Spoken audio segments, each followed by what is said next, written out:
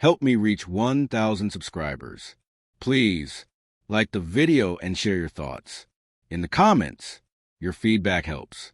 Make the content better. I never imagined a simple text could hit me like a physical blow, but there it was, staring up at me from my phone screen.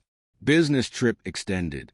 Short, cold, professional, yet somehow it carried all the weight of a personal betrayal. Her name, Lil Label, gleamed above the message, little sparkly emojis tacked on as if to soften the blow. 6 years of what I thought was love, now compressed into a few digital words. I stared at it, the emptiness seeping into every corner of the apartment we had built together. I'm Rowan, 38, a man who has always believed in loyalty, in love that survives routine and monotony. But loyalty, I was learning, means very little when the other person has already walked away. When Lil Label and I first met, she was magnetic, someone who drew everyone's attention without trying. Her laughter could brighten the dullest Monday, and her eyes seemed to hold secrets meant only for me. I was quieter, steady, dependable, the safe anchor she said she loved. I believed myself strong, unshakable. But that anchor turned out to be far more fragile than I had ever imagined. The first years were intoxicating. Late-night drives with music spilling out the windows. Holding hands in grocery store aisles. Staying up until the sky turned soft pink just to talk about nothing at all. I believed we were untouchable. But gradually, the little things shifted. Texts that once made me smile went unanswered. The warmth of her touch became a polite, distracted shrug. The spark didn't vanish overnight. It dimmed imperceptibly, until I reached for her and found nothing but emptiness. I tried to reason with myself. Perhaps work was demanding. Maybe she needed space. I reminded myself of her meetings, her client dinners, her long nights at the office.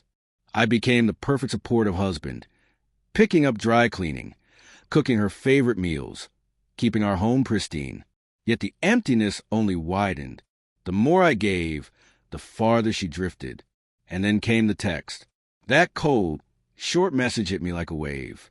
Lil Label was no longer the woman I had loved. She was a stranger. I typed my replies slowly, each word deliberate, weighted with months of unspoken realization. Don't hurry. The divorce has just begun. I paused, finger hovering over send, feeling a strange mix of relief and apprehension coursing through me. Then I pressed it.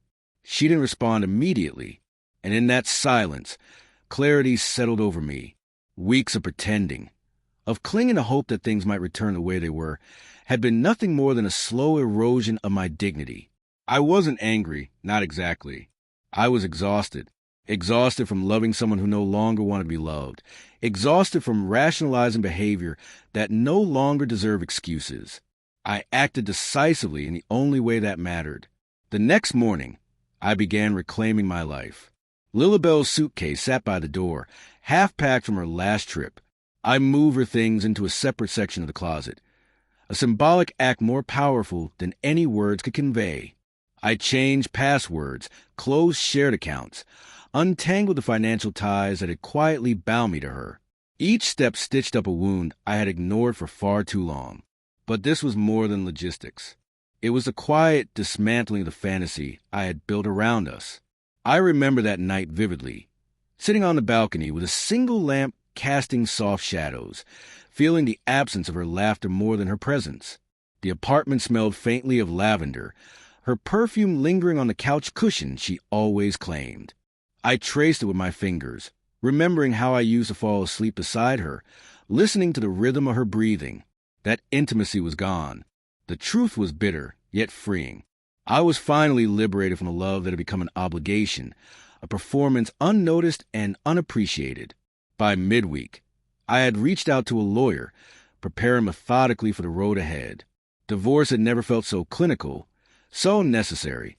Lil Label called once, her voice trembling, asking if we could talk, if there was still a chance.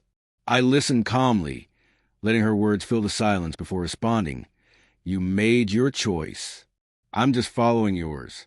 Everything from here on goes through the lawyers. The line went dead. Relief, strange and sharp, coursed through me. Days bled into nights, and I began rediscovering my own rhythms. I cooked meals I wanted, played music that stirred me, and walked the city streets without the weight of pretense. I realized how much of myself I had surrendered for love, and for the first time in years, I didn't apologize for it. Then came the revelation I hadn't expected. Lilibel's business trip, initially brief, extended indefinitely. Mutual friends let me know she was seeing someone else, an associate from a client meeting, someone she had flirted with behind the curtains of our marriage. The news didn't sting like it would have months ago. It settled over me like crisp winter frost, clear, cold, undeniable. My decision was validated, my anger unnecessary. I often reflect on the quiet moments, the ones that truly define relationships. Morning warmth shared in bed, late-night conversations about nothing, fingers brushing in the dark. Those were gone, but losing them didn't feel like defeat. It felt like awakening. Love that is taken for granted is no longer love. It is a performance with no audience, a contract without clauses. And I was done performing. By the end of the month, Lil Label returned, not to reconcile, but to finalize the papers. She looked at me differently now, her composed mask tinged with desperation. I remained calm, polite, almost clinical. We signed the documents, and for the first time in years, I felt peace. No shouting, no begging, no drama, just clarity, resolution, and the knowledge that I had chosen myself before circumstances forced me to. That night, sitting in the empty apartment, I listened to the distant hum of the city. I thought about the man I had been and the man I was becoming. Anger, hurt, longing. They were chapters in a story that was finally closing. Pouring a drink, I raised it to quiet night and whispered, "Don't hurry."